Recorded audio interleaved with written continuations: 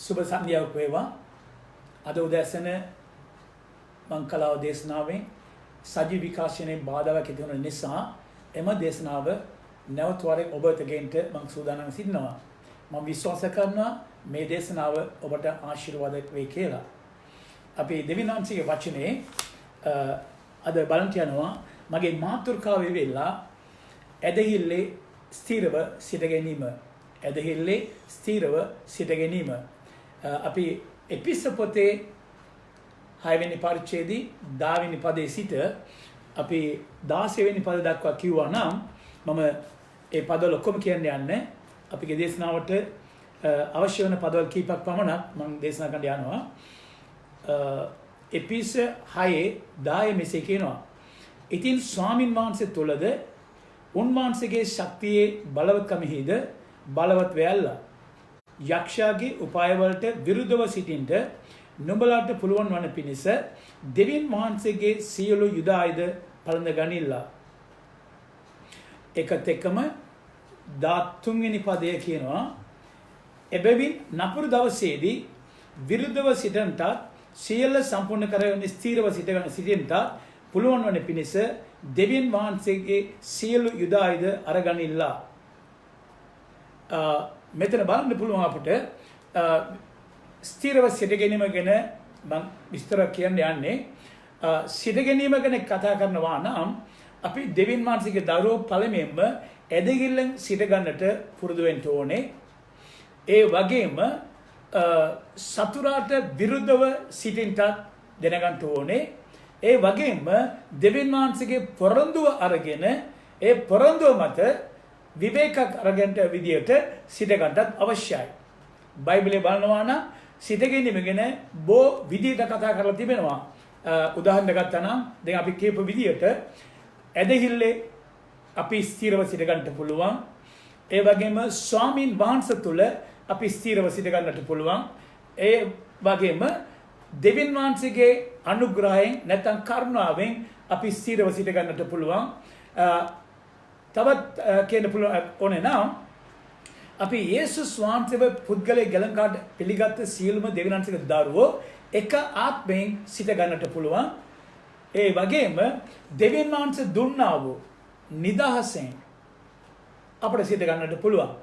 ඉතින් මේ කාරණා ඔක්කොම කතා කරන්න යන්නේ නැහැ. අද මගේ දේශනාවට අවශ්‍ය වන්නේ පදවල පමණ කියලා ඇදහිල්ලේ කොහොමද ස්ථිරව සිටගන්නේ කියන කාරණා අපි බලන්න යනවා. මෙතන පළමුවෙන් කියනවා 10 වෙනි පදයේදී එපිස 6:10 කියලා තිබෙනවා. ඉතින් ස්වාමින් වහන්සේ තුලද උන්වහන්සේගේ ශක්තියේ බලවත්කමෙහිද බලවත් වේල්ලා. ඉතින් ස්වාමින් වහන්සේ තුලද ස්වාමින් වහන්සේගේ ශක්තියේ බලවත්කමෙහිද බලවත් වේල්ලා. එතන කාරණා දෙකක් කියනවා. එකක් ස්වාමින් වහන්සේ තුල බලවත් වීම, අනික දෙවියන් වහන්සේගේ බලයේ බලවත් වීම. ස්වාමින් වහන්සේ තුල අපි බලවත් වෙන්න ඕනේ නම් ස්වාමින් වහන්සේගේ වචනය තුලින් අපි බලවත් විය යුතුයි. ස්වාමින් වහන්සේගේ වචනේ නැතුව කවදාකවත් ස්වාමින් වහන්සේ තුල අපි බලවත් සිටින්න බෑ. ස්වාමින් වහන්සේ උන්වහන්සේගේ වචනයත් එකයි. ඒ නිසා උන්වහන්සේගේ වචනේ අපි බලවත් වෙනවා නම් අනිවාර්යයෙන්ම අපි ස්වාමින් වහන්සේ තුල බලවත් වෙන්න පුළුවන්. ඒ වගේම උන්වහන්සේගේ බලයේ අපි බලවත් වෙන්න ඕනි කියලා කියා තිබෙනවා එතන. උන්වහන්සේගේ ශක්තියේ බලවත්කමෙහිදී කියලා. ඒ කියන්නේ එතනින් බලය පෙන්වන්නේ ශුද්ධාත්ම වහන්සේත් එක්ක තිබෙන සම්බන්ධතාවය. අපි යේසුස් වහන්සේ පමණක් පිළිඅරගෙන එතනින් ඉතියානම් හරියන්නේ නැහැ. අපි ඊළඟ පියවරට යන්න ඕනේ ශුද්ධාත්ම වහන්සේත් එක්ක තිබෙන සම්බන්ධතාවය තුළින් අපේ ජීවිතය ගොඩනගිය යුතුයි. ඉතින් ස්වාමින් වහන්සේගේ වචනේ තුලින් ශුද්ධාත්ම වහන්සේගේ කරුණ කොටගෙන අපි බලවත් වුණා නම් යක්ෂයාට විරුද්ධව සිටගන්නට පුළුවන්.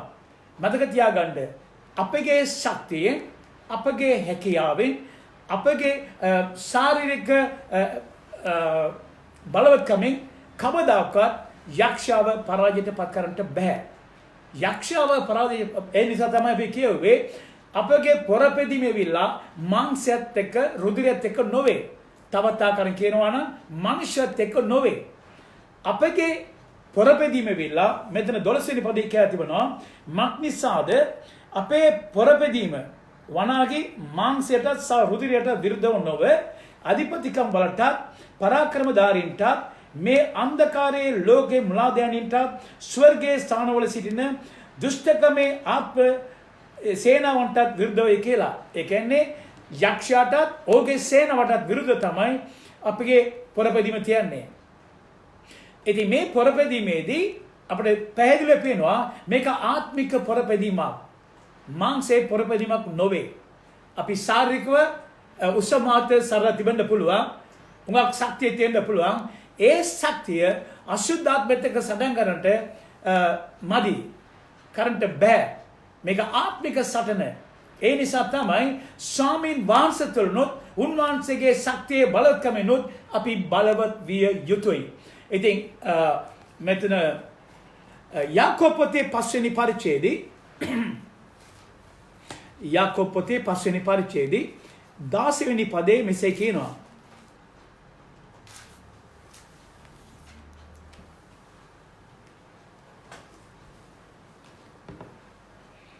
යාකෝබ් 5:16 එබැවින් නුඹලාගේ වරද එකිනෙකාට කියාදී සුව ලබන පිණිස එකිනෙකා උදෙසා යාත්නා කරපල්ලා. ධර්මිෂ්ඨ මනුෂ්‍යයි ඔප්පු කරන කනලව්ව කරන කොටගෙන මහත් දේ ඉස්තවේ. ධර්මිෂ්ඨයන් ඔප්පු කරන කනලව් කරන කොටගෙන මහත් දේ ඉස්තවේ කියලා මෙතන කියනවා. යාත්නාවෙන් මහත් දේවල් ඉෂ්ට කරගන්නට පුළුවන්. ඉතින් ඒකත් එක්කම මට කියන්න කැමති අපි කලින් කියවා එපිස 6 වෙනි පරිච්ඡේදයේ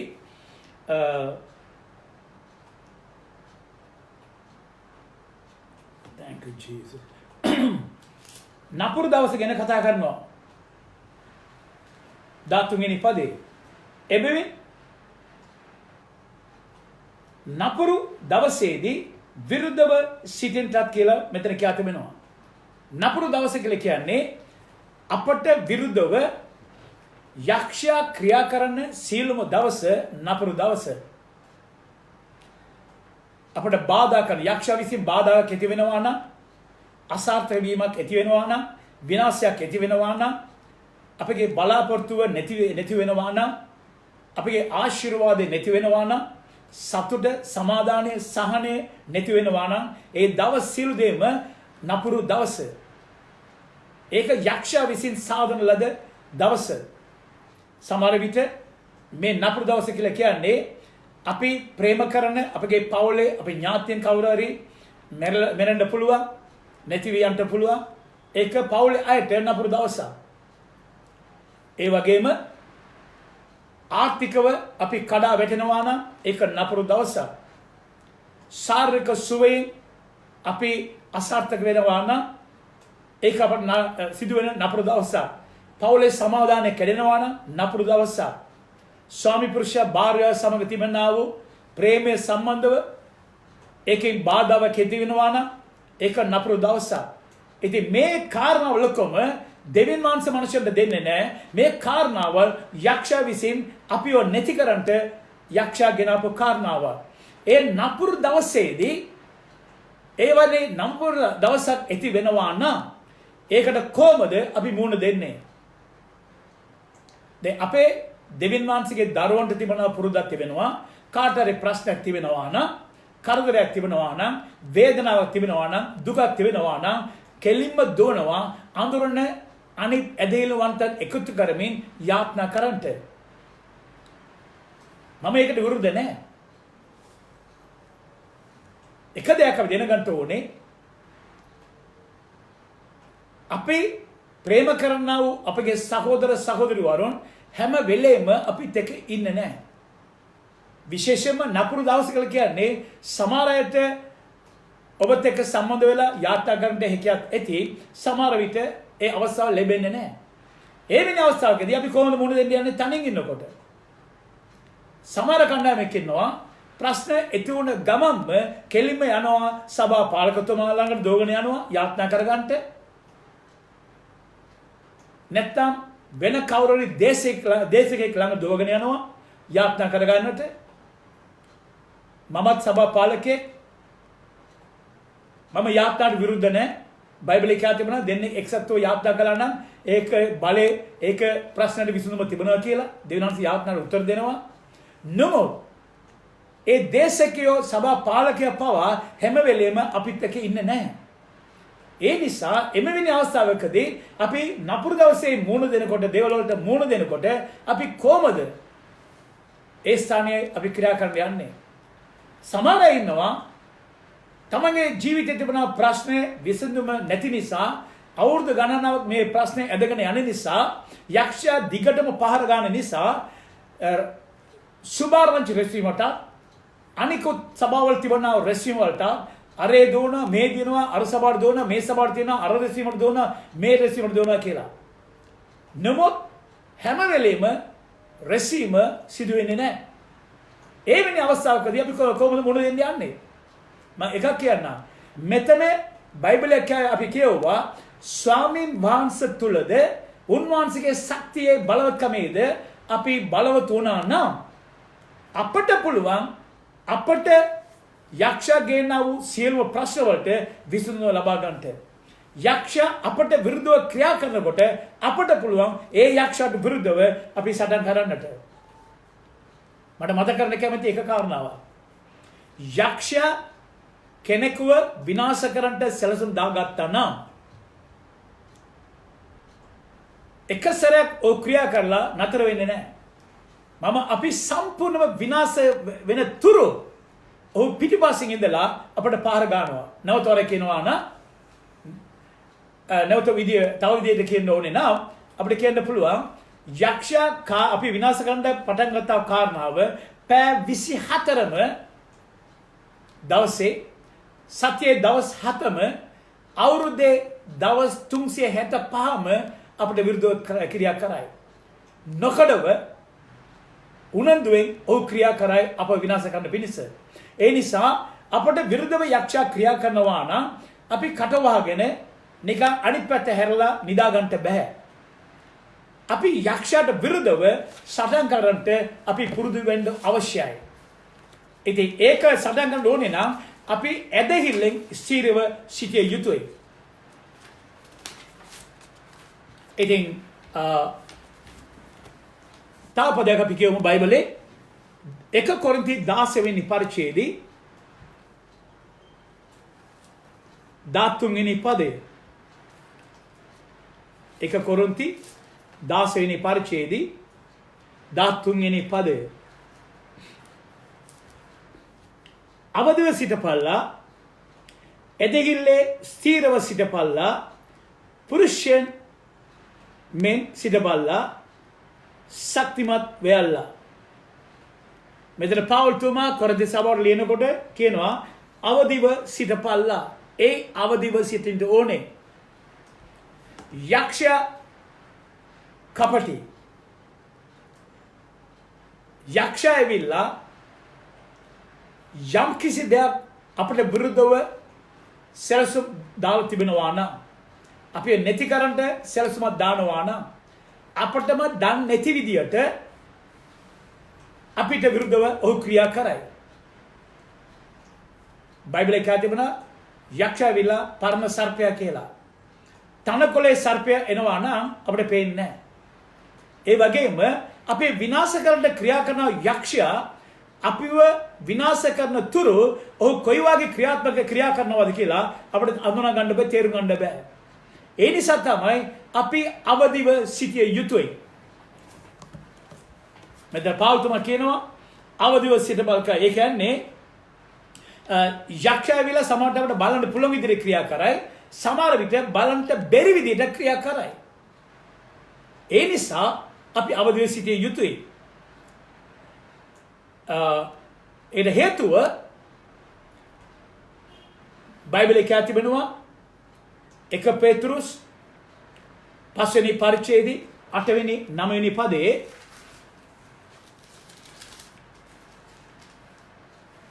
1 පේතෘස් 5 වෙනි පරිච්ඡේදයේ 8 වෙනි 9 වෙනි පදය සිහි ඇතුව අවදිව ඉඳිල්ලා නුඹලාගේ විරුද්ධකාරයා වූ යක්ෂයා ගොරවන සිංහයෙකු මෙන් කවරෙකු ගිලින්දොයි සොයමින් ඔබ මොබ එවිදින්නේය.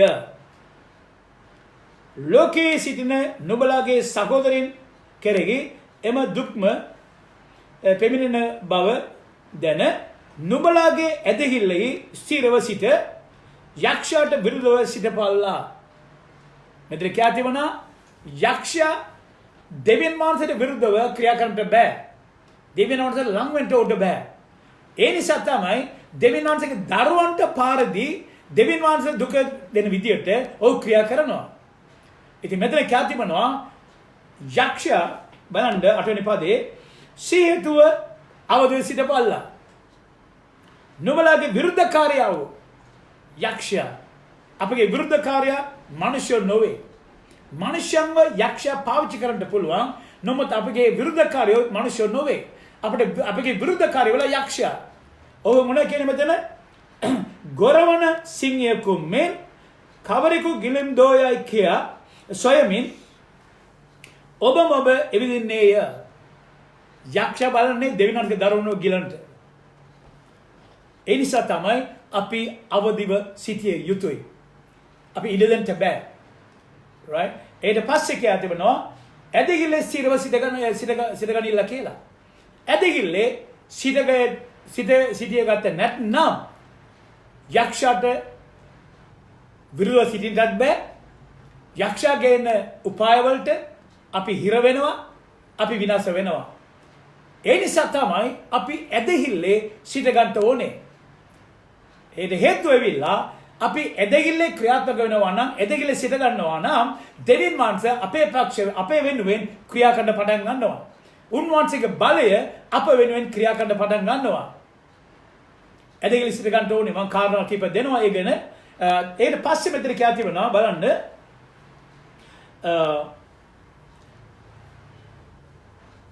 එක පෙත්‍රුස් අපි වෙලුවා 1 කොරින්ති 16:13 පස්සේ කියා තිබෙනවා පුරුෂෙක් මෙන් සිටින්න කියලා.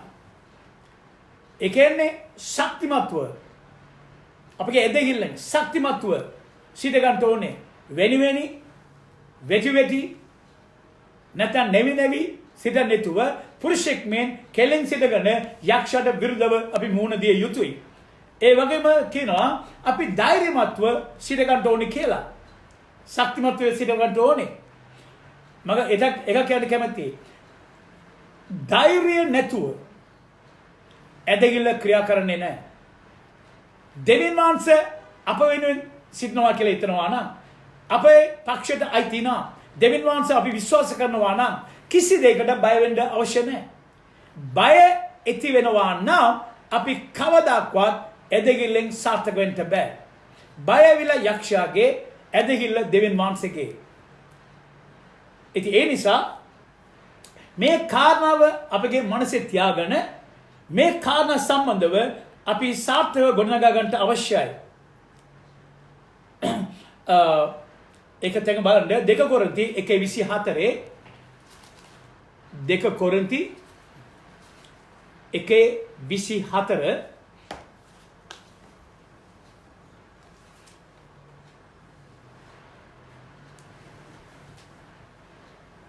Thank you Jesus. ඒ නුඹලාගේ ඇදහිල්ල කෙරෙහි අපි බලය පවත්වනවා නොව නුඹලාගේ ප්‍රීතියට ආධාර කරන කාර්යෝව සිටිමුව. මක් නිසාද නුඹලා පිහිටා සිටින්නේ ඇදහිල්ල කරුණු කොටගෙනය. නුඹලා පිහිටා සිටින්නේ ඇදහිල්ල කරුණු කොටගෙනය. ඇත්තටම කොරින්ති සභාව ගැන පවුල්තුමා ලියනකොට මේ වගේ පාරවල් කරනවා. නුඹලා ඇදහිල්ලෙන් පිහිටා සිටිනවා. ඒ වගේම ලෝකේ ඉන්න යේසුස් වහන්සේ විශ්වාස කරන සියලුම දෙවියන් වහන්සේගේ දරුවෝ ඇදහිල්ලෙන් පිහිටා ඇදහිල්ලෙන් ස්ථිරව සිටගත්තා නම් උන්වහන්සේට ඒක ඒ තුලින් මහිමය එනවා. ඉතින් මෙතන ඇත්තටම බලනවා නම් ඇදහිල්ලේ අපි පිහිටා සිටිනවා නම් අපගේ ජීවිතයේ හැම වෙලෙම යක්ෂයාගේ පරාජය ගැන අපි සීකරමින් අපි දෙවියන් වහන්සේගේ වචනය තුලින් යක්ෂයාගේ පරාජය ගැන ඔහුට පෙන්වා දී අපගේ ඇදහිල්ලෙන් අප සිටිය යුතුයි. ඒ කියන්නේ තවත් අකර කියනවා නම් උන්වහන්සේගේ වචනයට අපි විශ්වාස කරගෙන සෙලබන් නැතුව වෙනෙන් නැතුව අපි ස්ථිරව සිටගත්තා නම් යක්ෂයාට කිසි දෙයක් අපට විරුද්ධව කරන්නට බෑ. ඒ වගේම යක්ෂයා ගේන්නා වූ කාරණාව කුමක් හෝ වේවා ඒ කාරණාව වලට අපි කවදාකවත් හිස නම නැතුව අපි කෙලින් සිට ගන්න අවශ්‍යයි. මන්ද අපි දෙවියන් වහන්සේගේ දරුවෝ, අපි දෙවියන් වහන්සේ විශ්වාස කරන දරුවෝ, දෙවියන් වහන්සේගේ වචනේ විශ්වාස කරන දරුවෝ. එම නිසා යක්ෂයාගේ කිසි දෙයකට අපි හිස නමන්න අවශ්‍යම නැහැ. ඉතින් මේ අපගේ ඇදහිල්ලේ අපි ශක්තිමත්ව ඒකෙන් ලැබෙන ආශිර්වාදයෙන් ජීවත් වෙන්න ඕනේ නම් අපි සමහර දේවල් අපගේ ජීවිතයට ඇතුල් කළ යුතුයි.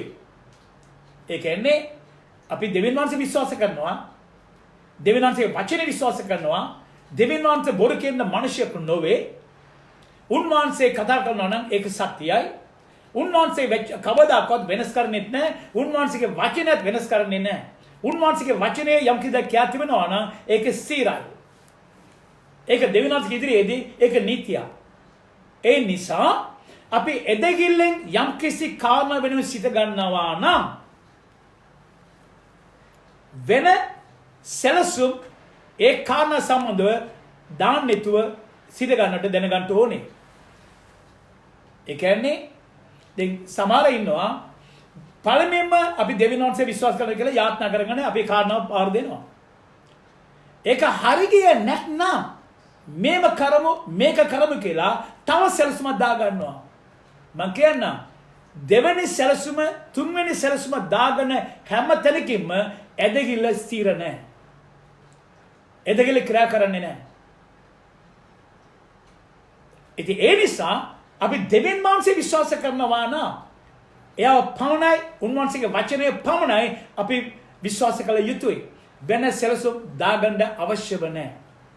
අපි ඇදහිල්ල ස්ථිරව සිට ගන්න ඕනේ නම් දෙවියන් වහන්සේ විශ්වාස කරලා, උන්වහන්සේගේ වචනේ විශ්වාස කරලා ඒකින්ම ස්ථිරව සිට ගන්න ඕනේ.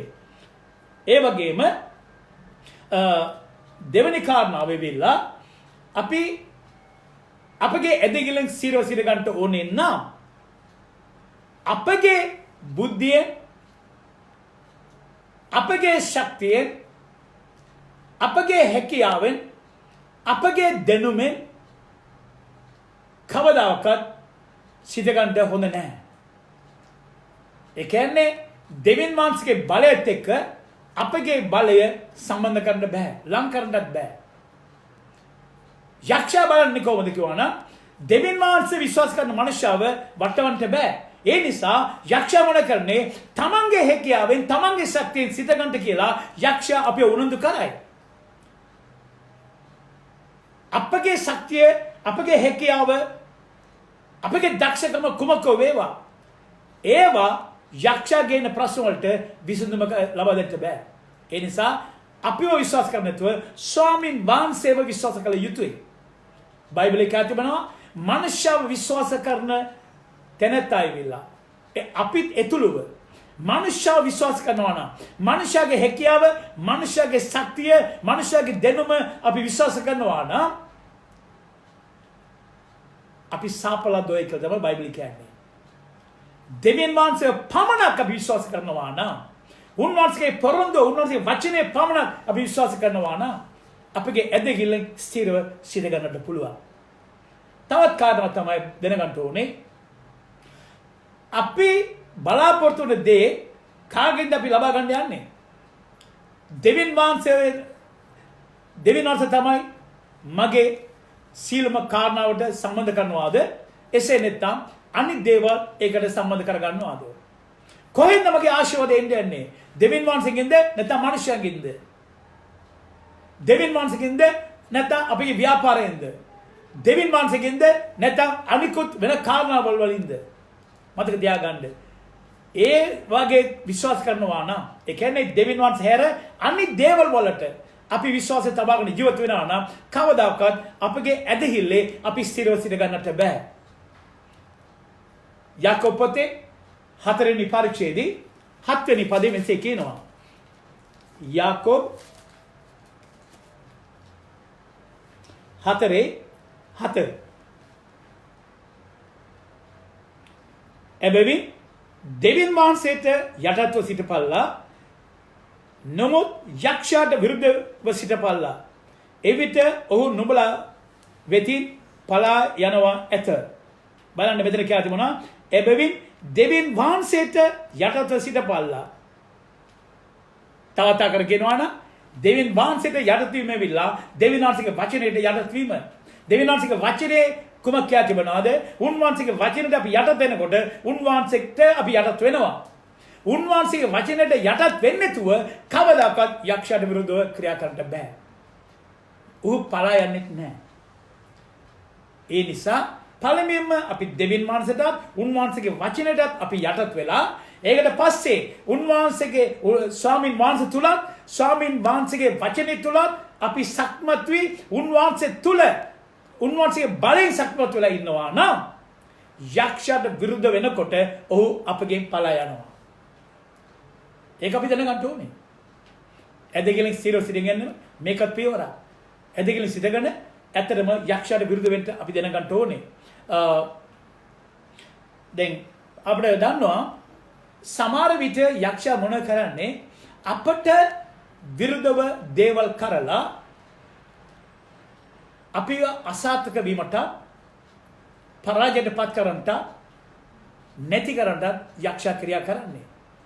ඉතින් බයිබලයේ කියනවා තිබෙනවා මාර්ක් සුභාරංචියේ 5 වෙනි පරිච්ඡේදයේ 22 වෙනි පදයේ සිට 20 සමාවෙන්න මාර්ක් 5:22 සිට 42 දක්වා කියවා නම් එතන යායිරස් කියනව මනුෂ්‍යගේ කතාව කියන ඒ මනුෂ්‍යගේ ජීවිතයේ සිදුවෙච්ච දෙයක්.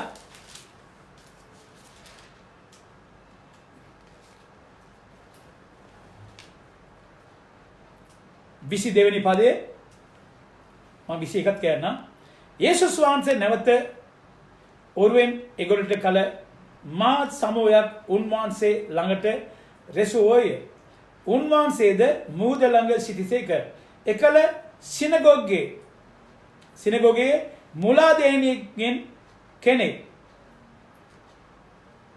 කෙනෙකු යායිරස් නැමැත්තෙන් එවිත් උන්වහන්සේ දැක උන්වහන්සේගේ පාමුල වෙටි මාගේ කුඩා දුව මරණාසන්නව සිටින්නේය. සෝවි ජීවතන පිණිස ඔබ එවිත් පිට අත් තැවුව මැනව. උන්වහන්සේගෙන් බොහෝසෙයින් ඉල්ලුවේය. උන්වහන්සේ ඔහු සමග වෙඩිසේක. මා සමූහද උන්වහන්සේට තෙරපෙමින් උන්වහන්සේ අනුව ගියෝය. right? ඉතින් මේ සම්බන්ධව මට කියන්න ඉන්න වෙලාව නැහැ. මම කෙටියෙන් කියන මේක සම්බන්ධය. මෙතන යායිරස් කියනා වූ සිනගෝගේ මුලාදේනියේ ඔහුගේ දුව දියණිය වයස 12යි. අසනීප වෙලා ලෙඩ වෙලා මරණාසනයේ ඉන්නවා. මැරෙන්න ඔන්න මෙන්න කියලා. ඉතින් යායිරස් දුව බේරා ගන්න ඕන නිසා පළමුවෙන්ම යායිරස් මොන කරන්නේ? යේසුස් වහන්සේ ළඟට දුවගෙන එනවා. එවිලා උන්වහන්සේගෙන් බොහෝසෙ ඉල්ලනවා අනේ කරුණා කර ස්වාමිනී අපේ ගෙදරට එවිලා ඔබ වහන්සේ මගේ දුවට අත්තබණ්ඩ එවිට ඒ දුව ජීවත් වෙයි කියලා. යේසුස් වහන්සේ එකඟ වුණා. මේ මනුෂ්‍යයාගේ හදවතේ ආසාව ඒ වේදනාව යේසුස් වහන්සේ දකිමින් උන්වහන්සේ එකඟ වුණා යායිරස්ගේ නිවසට යන්න. මෙතන කියනවා මනුෂ්‍යෝ බෝධනේ යේසුස් වහන්සේ ගිය හැමතැනම හාස්කම් සිදු වෙන නිසා දාස්කම් සරංග රැස් වුණා. ඒ අතරතුරේදී මාල්ලේ ලෙඩෙන් රෝගී සිටියා වූ කාන්තාවක් යේසුස් වහන්සේ ළඟට එනවා.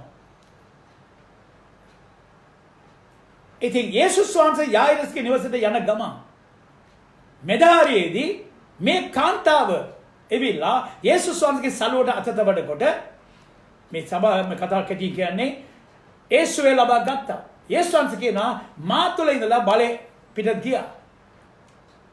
කවුද මට අත ගැසුවේ? මේ සම්බන්ධ කතා කරගෙන ඉන්න ගමන්ම පොඩ්ඩක් කල්පනා කරලා බලන්න යායිරස්ගේ සිතුවිල්ල මනස වේදනාව කොයි වගේ කියලා. අයියෝ මගේ දුව මැරෙන්න යනවා. මේ කාන්තාව මේ ස්ත්‍රිය මොනද මේ බාධා කරගෙන ඉන්නේ? යේසුස් වහන්සේ කලබල වුණේ නැහැ. යේසුස් වහන්සේ කිව්වා එන්න යමු කියලා තමයි ආවේ. ඒ සහනේ යායිරස් දීගෙන ආවේ. දැන් මා මෙතන අර ස්ත්‍රිය විලා බාධා කරපු නිසා ඒ ස්ථානයේදී යේසුස් වහන්සේ ස්වල්ප වේලාවක් ගත කරනවා. ප්‍රශ්න තියෙන කෙනාට තමන්ගේ ප්‍රශ්න ලොකුයි, තමන්ගේ ප්‍රශ්න ඉක්මනට ලබා ගන්න මේ විසඳ ගන්න ඕනි කියලා හැමෝටම ඒ ආසාව තියෙනවා. මේ කාන්තාව අවුරුදු 12ක් වේදනාවෙන් ලෙඩව සිටියේ. බයිබලයේ කියනවා ඈ ළඟ තිබුණු සියලුම මුදල් වේදන් කරලා නැති වුණා කියලා. මේ අවස්ථාවකදී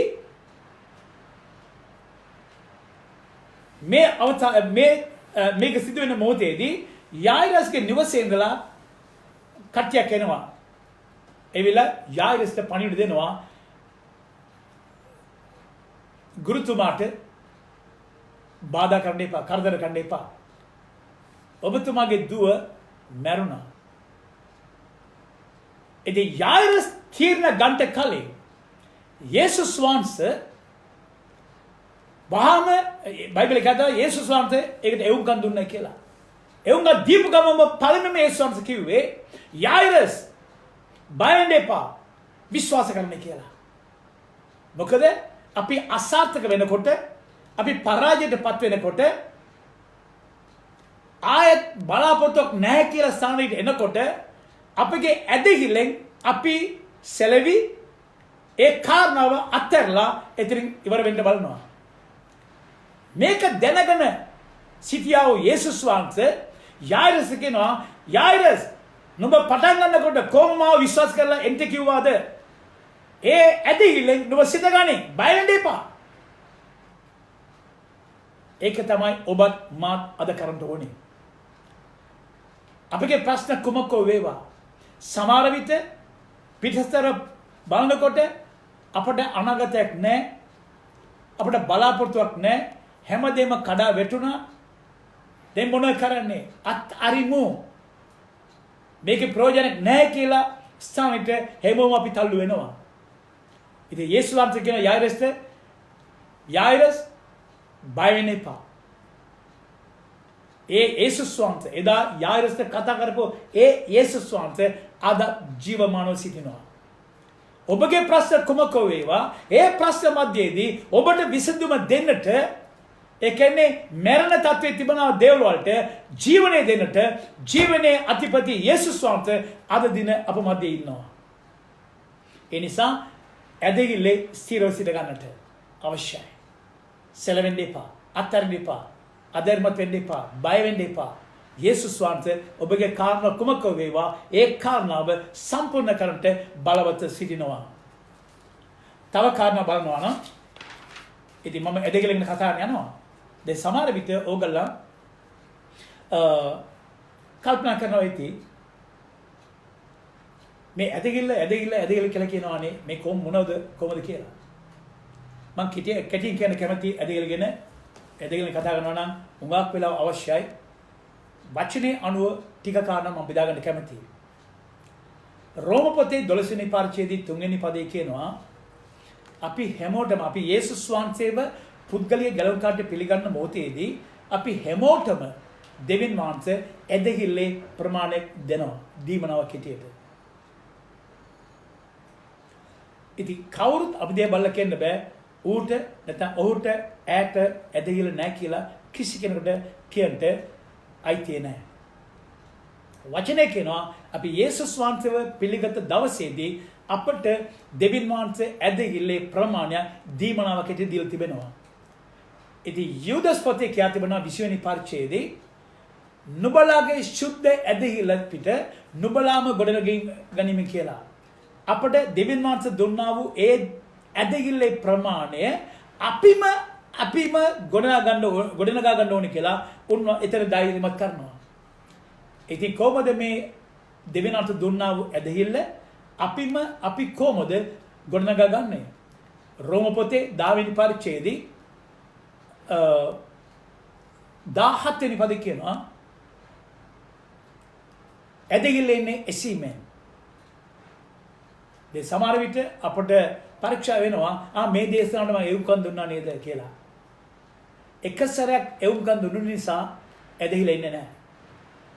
නොකඩවා දිගටම උන්වහන්සේගේ වචනයට අපි එවුම්කම් දෙනකොට තමයි ඇදහිල්ල එන්නේ. ඉතින් මේ ඇදහිල්ල කියනවා නම් ඒබ්‍රෝ පොතේ 11 වෙනි පරිච්ඡේදයේ 6 වෙනි පදේ කියනවා ඇදහිල්ල නැතුව දෙවියන් වහන්සේව කිසි කෙනෙකුට කවදාකවත් සතුටු කරන්න බෑ. දෙවියන් වහන්සේ සතුටු කරන්න ඕනේ නම් අපට ඇදහිල්ල අවශ්‍යයි. උන්වහන්සේ විද්‍යාමාන බවත් උන්වහන්සේව සොයන අයට විපාක දෙන බවත් අපි විශ්වාස කළ යුතුයි. අපි නමස්කාර කරන්නේ ජීවමානව සිටිනා වූ බලවත් දෙවියන් වහන්සේ. අවංකවම අපි දෙවියන් වහන්සේ විශ්වාස කරලා උන්වහන්සේ සොයනවා නම් ඒ සොයන අයට දෙවියන් වහන්සේ විපාකේ දෙනවා. ඉතින් හේබ්‍රෝ පොතේ 11 වෙනි පරිච්ඡේදයේ පළවෙනි පදේ කියනවා ඇදහිල්ල කියන්නේ බලාපොරොත්තු වෙන දේ ගැන සාතිකයයි නොදක්නා දේ ගැන ඔප්පුවයි කියලා. ඉතින් මේ ඇදහිල්ල අපේ ජීවිතේ ගොඩනගා ගන්න අපි ඒකින් සිත ගන්න අවශ්‍යයි. ඉතින් මේ ඇදහිල්ල අපේ ජීවිතය ස්ථිර සිත ගන්න ඕනේ නම් කාරණා කිහිපයක් මම බෙදා ගන්න කැමතියි. පළමුවෙන්ම යේසුස් වහන්සේව අපි පුද්ගලික ගලන් කාටි පිළිගන්න ඕනේ. යේසුස් වහන්සේ පිළිගන්නේ නැතුව අප තුල ඇදහිල්ල ක්‍රියා කරන්නේ නැහැ. මන්ද ඇදහිල්ල කියන්නේ ඒක ආත්මික දෙයක්. ඉතින් බයිබලයේ කියා තිබෙන පරිදි අපගේ යේසුස් වහන්සේ පිළි අරගෙන නැත්නම් අපගේ ජීවිතයේ ස්වාමීන් වහන්සේට පිළි අරගෙන නැත්නම් අපගේ ආත්මය එතුලාන්ත මනුෂ්‍යයා මැරලා තිබෙන්නේ. ඉතින් එතුලාන්ත මනුෂ්‍යයා මැරලා තිබෙනවා නම් ඒ මැරලා තිබෙන ආත්මෙත් එක්ක ඇදහිල්ල සම්බන්ධ වෙන්නේ නැහැ, ක්‍රියා කරන්නේත් නැහැ. ඒ නිසා තමයි මේ ඇදහිල්ලෙන් දෙවියන් වහන්සේගේ ආශිර්වාද ලබා ගන්න ඕනේ නම් පළමුවෙන්ම අපි යේසුස් වහන්සේව පුද්ගලික ගලන් කාඩියට පිළිය අරගෙන සිටිය යුතුයි. ඒකට පස්සේ අපිට දැක්කා කලින්ම ස්වාමීන් වහන්සේ තුල උන්වහන්සේගේ ශක්තිය බලවත්කමෙනුත් අපි බලවත් වෙන්න ඕනේ කියලා. right? ඒ කාරණා ඊළඟ කාරණා බැලුවා ස්වාමීන් අපි නමට ක්‍රිස්තියානි කාර්යෝ කියලා හිඳලා හරියන්නේ නැහැ. අපගේ යාඥාවෙන් දෙවියන් වහන්සේත් එක්ක දිනපතා සම්බන්ධතාවය තියාගන්න ඕනේ. ඒ යාඥා සම්බන්ධතාවය තුලින් තමයි අපි ශක්තිමත් වෙන්න පුළුවන්. ඊට පස්සේ අපගේ ඇදහිල්ලෙන් අපි ස්ථිරව සිට ගන්න ඕනේ නම් අපට විරුද්ධව ක්‍රියා කරන යක්ෂයාට විරුද්ධව අපි ක්‍රියා කරන්නට ඉගෙන ගන්න ඕනේ. යේසුස් වහන්සේ පිළිගත්තන් පස්සේ යේසුස් වහන්සේ අපට ආධිපත්‍ය දීලා තිබෙනවා. උන්වහන්සේගේ බලය අපට දීලා තිබෙනවා. අපට විරුද්ධ වෙන යක්ෂයාට විරුද්ධව සටන් කරන්නට, සතුරාට විරුද්ධව නැගී සිටින්නට. අන්තිමට මට කියන්න කැමති අපි දෙවියන් වහන්සේ විශ්වාස කරනවා නම්, උන්වහන්සේගේ පොරොන්දු විශ්වාස කරනවා නම්, උන්වහන්සේගේ වචනේ විශ්වාස කරනවා නම් අපි කලබල වෙන්න අවශ්‍ය නැහැ. කරදර වෙන්න අවශ්‍ය නැහැ. උන්වහන්සේගේ පොරොන්දු අරගෙන අපි ඇත්තටම කියනවා නම් විවේකයෙන් සිටින්න පුළුවන්. ස්වාමීන් වහන්සේ ස්තුති කරගෙන අපි ඒ කාරණා සම්බන්ධ සියලු දේම උන්වහන්සේ සම්පූර්ණ කරයි කියන ඒ විශ්වාසයෙන් අපි උන්වහන්සේගේ පාමුලේ අපි නිදාසෙන් නැත්තම් විවේකයෙන් ඉන්නවා නම්, විවේක අරගෙන ඉන්නවා නම් දෙවියන්ගේ කාරණාව දෙවියන්ට සුදුසු වෙලාවට සම්පූර්ණ කරයි. මම යාඥා කරන්න කලින් මට කියන්න කැමති තව එක කාරණාවක්. මේ ඇදහිල්ල ස්ථිරව සිටගෙන දෙවියන් වහන්සේගේ ආශිර්වාදයෙන් අපි ජීවත් වෙන්න ඕනේ නම් පළමුවෙන්ම දෙවියන් වහන්සේත් එක්ක අපට සම්බන්ධතාවය තිබිය යුතුයි. ඒ කියන්නේ අපි යේසුස් වහන්සේව පුද්ගලික ගලන් කාඩි පිළිගත්තේ නැත්නම් දෙවියන් වහන්සේත් එක්ක අපට සම්බන්ධතාවයක් නැහැ. ක්‍රිස්තියානි ජීවිතය කියලා ඒක ආගමක් නොවේ. ජීවමාන දෙවියන් වහන්සේත් එක්ක තිබෙනා වූ ජීවමාන සම්බන්ධතාවය.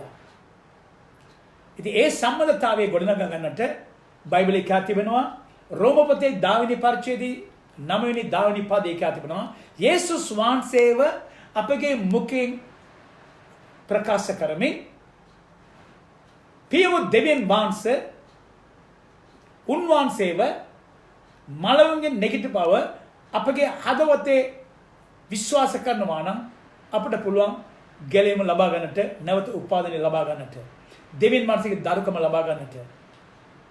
ඇත්තටම මේක ආගමක් නොවේ. බයිබලයේ කියලා තිබෙන පරිදි මේ පොළවේ අපි ජීවත් වෙලා මේ පොළව අත්හැරලා යන්න දවස් ඇති වෙනවා.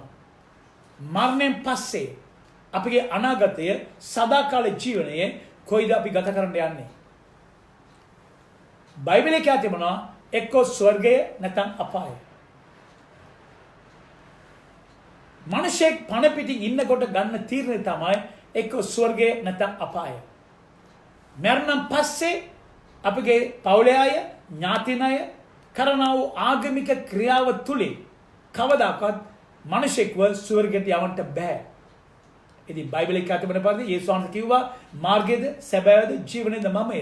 මා හැර කිසි කෙනෙක් දෙවියන් වහන්සේ ළඟට එන්න බෑ කියලා.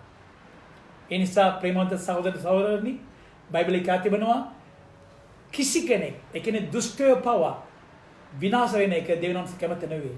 ඒ නිසා තමයි දෙවියන් වහන්සේ උන්වහන්සේගේ එකම පුත්‍රයා යේසුස් වහන්සේව මේ පොළොවට යවුවේ මේ ජීවනය ලබා දෙන්නට. ඔබට කැමති නම් මම කෙටි යාඥාවක් කියන්නම්. ඒ යාඥා මාත් එක්ක කියන්න. ඒ යාඥාව තුලින් ඔබට පුළුවන් දෙවියන් වහන්සේගේ දරුකම ලබාගෙන මේ මරණයෙන් පස්සේ අපිට පුළුවන් සදාකාලම දෙවියන් වහන්සේට ඉන්න. මේ පොළවේ ඉන්නකොට යේසුස් වහන්සේ පිළිඅරගෙන සිටිනවා නම් ඇදහිල අපගේ ජීවිතේ ගොඩනගාගෙන ඇදවිල සිටගෙන අපිට විරුද්ධ වෙන සීලම කාරණා වලින් අපි ජය අරගෙන සතුටු ජීවිතයක් මේ පොළොවත් ගොඩනගා ගන්න පුළුවන්. ඒක ලොකු ආශිර්වාදයක්. යාඥා කරමු. යේසුස් වහන්සේ පිළිගන්න කැමති අය කරුණාකර මේ යාඥාව මා සමග කියන්නේ. සුද්ධ දෙවියන් වහන්සේ මම පෞකාරයෙක් කියලා මම පිළිගන්නවා. මගේ පාපේ උදෙසා ඔබ වහන්සේ කල්වාරි කුරුසියට ගිය බව, මාගේ පාපේ උදෙසා පූජා වුණ බව අද දැන මම විශ්වාස කරනවා. එම නිසා ස්වාමිනී, ඔබ වහන්සේගේ ලේ වලින් මාව පවිත්‍ර කරමින් ඔබ වහන්සේගේ දරුකම මට ලබා දෙන්නට මම කරුණාවෙන් ඉල්ල සිටිනවා. ඒ වගේම ඔබ වහන්සේගේ වචනේ කියා තිබෙන පරිදි යේසුස් වහන්සේ මගේ ස්වාමින් වහන්සේ කියලා මගේ මුඛයෙන් ප්‍රකාශ කරමි. පියව දෙවියන් වහන්සේ යේසුස් වහන්සේව මලවුන්ගෙන් නැගිටු බව මං හදවතේ විශ්වාස කරනවා. ස්වාමිනී, මට අලුත් ජීවිතයක් ලබා දුන්න නිසා ස්තුතිවන්ත වෙනවා. මාව අලුත් කල නිසා ස්තුතිවන්ත වෙනවා. අද පටන් මගේ ජීවිතයේ යක්ෂයාට කිසිම බලයක් අයිතියක් නැති බව මම ප්‍රකාශ කරනවා. යේසුස් වහන්සේ ඔබ වහන්සේමයි මගේ ස්වාමින් වහන්සේ කියලා මම විශ්වාස කරමි. මේ යාඥාව ඔබ වහන්සේට බාර කරනවා. ඔබ වහන්සේ මාව පිළිගත් නිසා ස්තුතිවන්ත වෙනවා. ඔබ වහන්සේගේ දරුකම මට ලබා දී, නැවත උපාදාන ලබා දී, මාව ගලවාගත් නිසා ස්තුතිවන්ත වෙනවා. අද පටන් මම යේසුස් වහන්සේට අයිති, යක්ෂයාට මගේ ජීවිතයේ කිසිම අයිතියක් නැහැ. ඔබ වහන්සේ මගේ යාඥාවට පිළිතුරු දුන්න නිසා ස්තුතිවන්ත වෙනවා. යේසුස් වහන්සේගේ නාමයෙන්. ආමෙන්. Thank you Jesus. ඒ වගේම මම අනිත් අය වෙනුවෙන් යාඥා කරන්න යනවා. දැන් මේ යාඥා කළ අය ඔයගොල්ලෝ ප්‍රශ්න තියෙනවා නම්, කරදර තියෙනවා නම් මගේ යාඥාත් එක්ක එකඟ වෙන්න මම විශ්වාස කරනවා දෙවියන් වහන්සේ ඔබලාගේ ප්‍රශ්නෙන් ඔබලාට විසඳුම දීලා ආශිර්වාද කරයි කියලා. සුද්ධ දෙවියන් වහන්සේ නැවත වරක් ඔබ වහන්සේගේ පාදමුලට අපි බාර වෙනවා ස්වාමිනේ. ඔබ වහන්සේගේ වචනේ කියා තිබුණා දෙන්නෙක් එක්සත්ව එක්සිටව යාඥා කළා නම් ඒ දේ ඔබ වහන්සේ ලබා දෙනවා කියලා. මේ මොහොතේදී මගේ දේශනාවට එවුම්කන් දුන්නා වූ කවුරු වේවා කොයි රටක සිටියත් හරි ඒගොල්ලන්ගේ හදවතේ ආසාවන්, ඒගොල්ලන්ගේ ප්‍රශ්න, ඒගොල්ලන්ගේ කරදර, වේදනාව, දුක, කඳුළු ඔබ වහන්සේ දකිනවා. ස්වාමිනී, අද දින ඔබ වහන්සේගේ වචනේ අපි මෙනෙහි කරපු ආකාරයේදී යක්ෂයා කාවාරි කොටු කරලා ඔවුන් විනාශ කරන සෙලස දාගෙන ඉන්නවා නම් ඒ යක්ෂාව අපිට දුන්නා වූ ආධිපත්‍ය තුලින් යේසුස් වහන්සේගේ නාමයෙන් බඳිනවා. යක්ෂයාගේ බලය යේසුස් වහන්සේගේ නාමයෙන් අපි කඩා විනාශ කරනවා.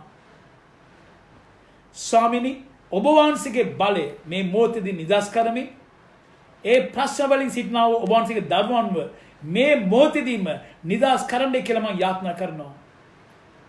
ඔබ වහන්සේ ඒගොල්ලන්ව නිදහස් කළ නිසා ස්තුතිවන්ත වෙනවා. ස්වාමිනී, ඕන් ළඟ ඉඳ අපිට යහපත් සාක්ෂි ලබා ගන්නට කරුණාව දෙන නිසා ස්තුතිවන්ත වෙනවා. ඔබ වහන්සේ තමයි සියලු ගෞරවය, මහිමය අපි පුද කරන්නේ. මේ සියලු දෙම ඉල්ලා සිටින්නේ අපගේ ගැලවුම් කරු යේසුස් වහන්සේගේ නාමයෙන්ය. ආමෙන්. Thank you, Father. Hallelujah.